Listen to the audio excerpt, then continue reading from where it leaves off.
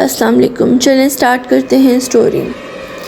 آج جو کہانی میں آپ لوگوں کو سنانے جا رہا ہوں، یہ کہانی میری باقی کہانیوں کی طرح ہی ایک حقیقی واقعہ ہے۔ یہ کہانی میں نے اپنے کسی قریبی دوست سے سنی تھی جو کہ اس کے ساتھ کچھ سال پہلے پیش آئی تھی۔ اس کے مطابق آج سے قریب 10 سال پرانی بات ہے، جب ہم لوگ سیال کوٹ میں رہتے تھے۔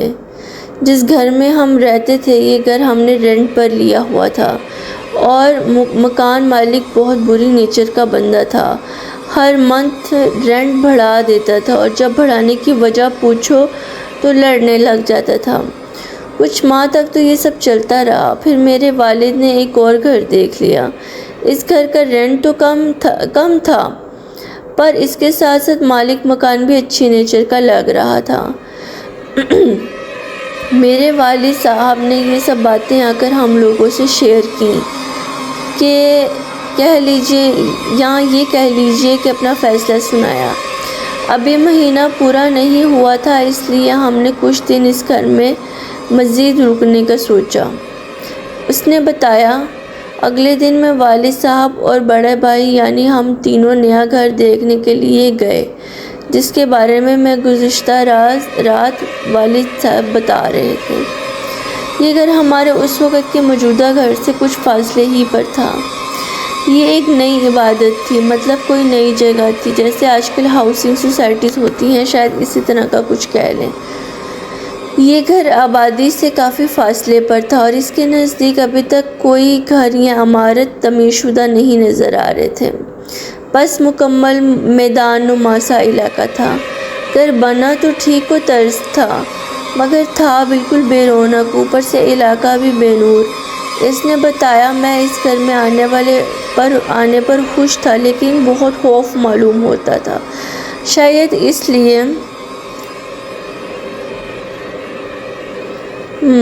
اس لیے بھی کہ یہ آبادی سے ہٹ کر تھا۔ والد صاحب اس مکان کو ہاتھ سے نہیں جانے دینا چاہتے تھے۔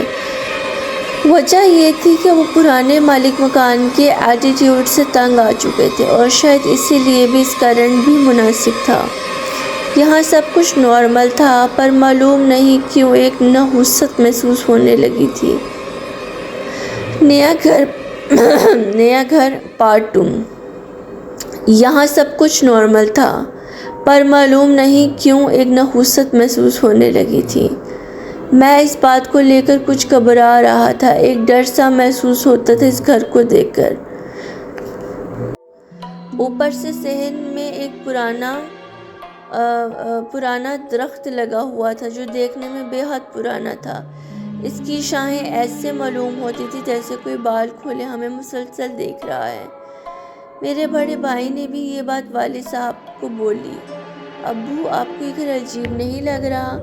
جس پر والد صاحب نے بس اتنا ہی کہا۔ نہیں، مجھے تو کچھ عجیب نہیں لگا۔ اس نے بتایا، اس گھر میں کچھ بلیاں بھی نظر آئیں، اور عجیب بات یہ تھی کہ وہ بلیاں ہم لوگوں سے بالکل بھی خوفزدہ نہیں تھیں۔ اگلے دن ہم لوگوں نے گھر کی صاف صفائی شروع کر دی۔ صفائی کے دوران ہمیں کمرے میں کچھ گیندے کے پھول اور پتیاں ملی۔ بعد میں معلوم ہوا کہ یہ پھول ہندو لوگ اپنی عبادت کے دوران استعمال کرتے ہیں۔ خیر، 2 دن بعد ہم لوگ یہاں شفٹ ہو گئے۔ اس نے بتایا کہ جب ہم سامان کے ساتھ اس گھر پہنچے تو گھر کے مین گیٹ کے بالکل سامنے کالی بلی بیٹھی تھی۔ اس بلی کو دیکھ کے میرے والد صاحب نے دھتکار دیا، پر وہ بھاگنے کے بجائے گرانے لگی، اور اس طرح کھڑی ہو گئی جیسے ابھی ہم پر حملہ کر دے گی۔ خیر، گاڑی سے سامان اتارا جانے لگا۔ اتنی دیر میں وہ بلی معلوم نہیں کہاں غائب ہو گئی۔ ہم نے گھر ایک دن پہلے ہی آ کر صاف کر دیا تھا، اس لیے بس سامان رکھنے کی ہی تکلیف رہ گئی تھی۔ سامان رکھ کے ہم لوگ بالکل تھک گئے تھے۔ رات کا کھانا کھا لینے کے بعد ہم لوگ اپنے اپنے بستروں پر جاتے ہی تھکن کی وجہ سے سو گئے۔ رات کے کسی پہر ہمیں صحن سے بلیوں کی رونے کی آوازیں آنے لگیں، جن کو سن کر ہم لوگ خوفزدہ ہو گئے اور دائرے میں آ گئے۔ ابو اٹھ کر باہر گئے اور انہیں دھتکار دیا، جس کے بعد ہماری جان میں جان آئی۔ صبح सब लोग उठे तो सहन में किसी जानवर का कटा हुआ सर पड़ा हुआ था और एक बिल्ली इसे नोच नोच कर खा रही थी। मैंने जब इसे देखा तो डर के मारे शोर मचा दिया। अजीब बात तो ये थी कि वो बिल्ली इस शोर के बावजूद भी वहाँ से नहीं भागी, जैसे इससे फ़र्क ही ना पड़ा। अब्बू ने एक लकड़ी की छड़ी हाथ में उठाई और 2-3 बार ज़मीन पर मारी, जिससे वो बिल्ली सर समेत भाग गई। मुझे हैरत हुई कि एक बिल्ली कैसे किसी बड़े जानवर का सर अपने दांतों में दबाकर भाग रही है। वो सर तो शायद बिल्ली से भी बड़ा लग रहा था। एक अजीब बात तो ये थी कि इस पूरे इलाके में कोई भी कसाई नहीं था, तो फिर ये बिल्ली वो सर लाई कहाँ से थी? वो सर बिल्कुल ऐसा था जैसे इसके ऊपर की खाल किसी ने इंतहाई महारत से उतारी हो, और ऐसा काम कोई कसाई ही कर सकता है। इसने बताया। हम लोग ये सब देखकर बहुत डर गए थे, पर अब्बू ने हंसकर कहा, इसमें डरने वाली तो कोई बात नहीं है। ये इतवार का दिन था, इसलिए हम सब लोग घर ही में थे। मेरे भाई और मैं आसपास किसी परचून की दुकान की तलाश में मोटरसाइकिल पर निकले ताकि कुछ राशन वगैरह ले आएं। जब हम घर से निकलने लगे तो हम दोनों भाइयों ने दरख्त पर वही बिल्ली देखी जो हमारी जहाँ मुसलसल टिकटकी लगाकर देख रही थी। पार्ट 3। मेरा भाई और मैं आसपास किसी परचून की दुकान की तलाश में मोटरसाइकिल पर निकले ताकि कुछ राशन वगैरह ले आएं। जब हम घर से निकलने लगे तो हम दोनों भाइयों ने दरख्त पर वही बिल्ली देखी। वो हमारी जानब मुसलसल टिकटकी लगाकर देख रही थी। इस घर में बहुत सी बिल्लियाँ थीं, पर इस बिल्ली से अजीब सा खौफ आने लगा था। इसकी एक आंख थी ही नहीं, सब बिल्लियाँ काली थी, पर इस बिल्ली की एक आंख ही इसकी पहचान थी।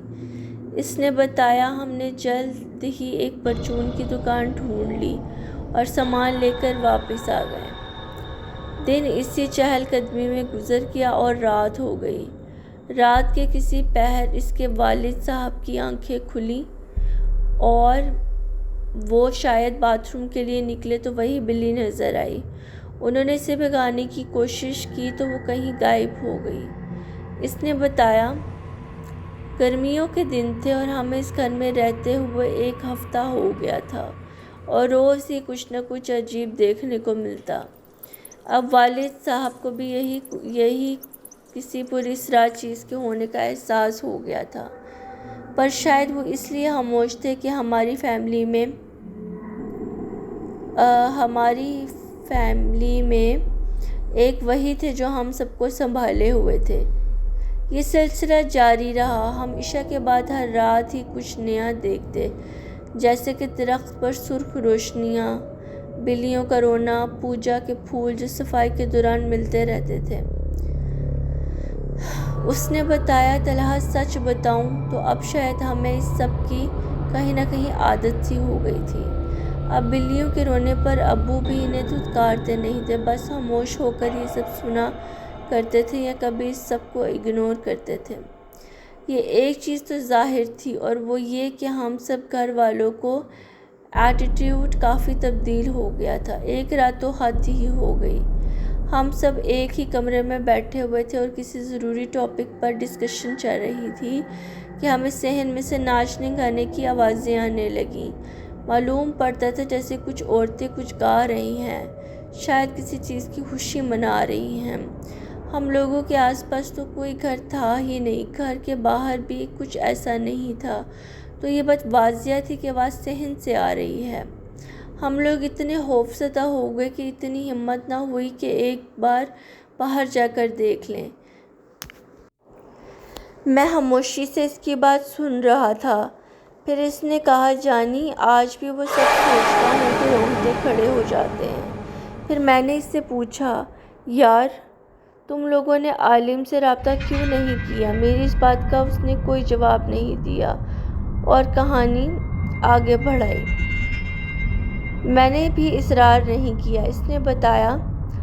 सुबह वालिद साहब मकान मालिक से बात करने इसकी तरफ गए और सारी राम कहानी इसे सुनाई।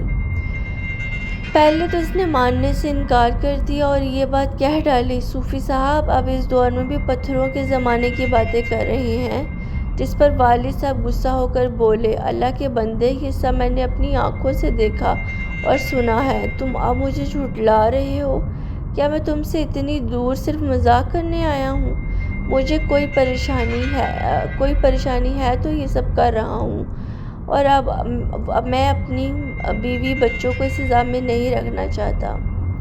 اس نے والد صاحب کی لمبی چوڑی داستان سن کر اس کے منہ سے بھی سچ نکل گیا۔ اس نے بتایا کہ جو بھی اس گھر میں آتا ہے زیادہ وقت نہیں رکتا، وہاں جو کوئی بھی ہے کسی کو نقصان نہیں پہنچاتا۔ آپ کو یہ گھر کم پیسوں میں رینٹ پر دیا۔ اب اس نے اتنا ہی بولا تھا کہ والد صاحب نے اسے 2 سنا دی اور واپس آ گئے۔ جب وہ گھر پہنچے تو والدہ گھر سے باہر کھڑی ہوئی تھیں۔ وہ بہت ڈری ہوئی تھیں۔ معلوم کرنے پر انہوں نے بتایا، میں نے صفائی کے دوران برآمدے میں ایک آدمی کو دیکھا، اس کے ماتھے پر ہندوؤں والا نشان لگا ہوا تھا۔ وہ آدمی دیکھنے میں بے حد خوفناک تھا، اس کی ایک آنکھ نہیں تھی۔ والد صاحب نے امی کو کسی طرح بہلایا اور گھر لے آئے۔ میں اسکول میں تھا جب والد صاحب اور بھائی مجھے لینے آئے۔ ہم لوگ اپنی پھپھو کی طرف آ گئے جو اسی شہر میں رہتی تھیں۔ کچھ دن وہیں رکے رہے۔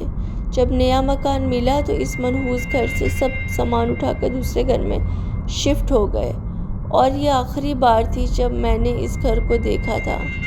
یہ میری زندگی کی خوفناک ترین ایام تھے۔ وہ گھر میں بلی کی آوازیں اور ناچنے گانے کی آوازیں مجھے اب تک اکثر خواب میں ڈراتی ہیں۔